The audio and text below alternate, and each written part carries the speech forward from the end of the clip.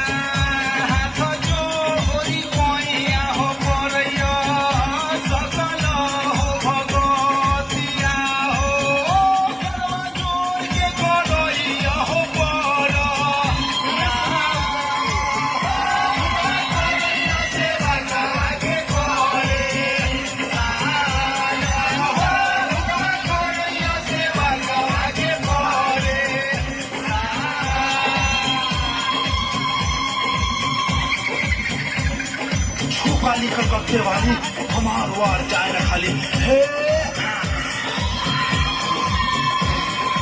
अब तो तारा छोड़ी के कोई